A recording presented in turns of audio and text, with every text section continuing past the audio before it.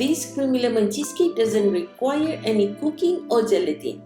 And look how beautifully it has set.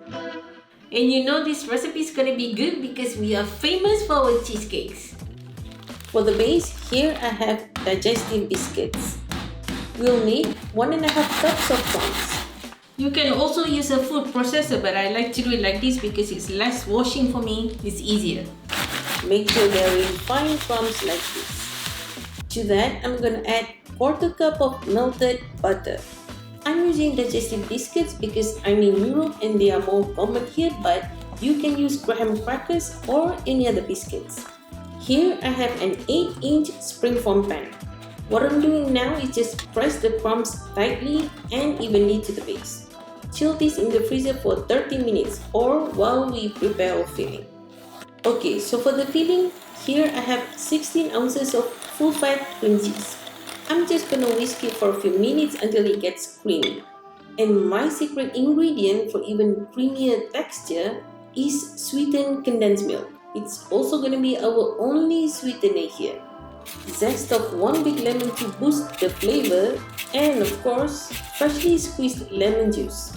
Marco loves everything lemon, so if you're anything like him, you're gonna go crazy for this. 1/3 cup goes in. Whisk for a bit until you get a thick mixture like this. Set it aside. Here I have 2/3 cup of whipping cream, and what I'm doing now is whisk until it gets to stiff peaks. Very important. Add it to the cream cheese mixture and gently fold everything together. So if you want to make cheesecakes like a pro, get our tips and secrets, check out our ebook in the link below. Look at the creamy texture. You know this is gonna be good.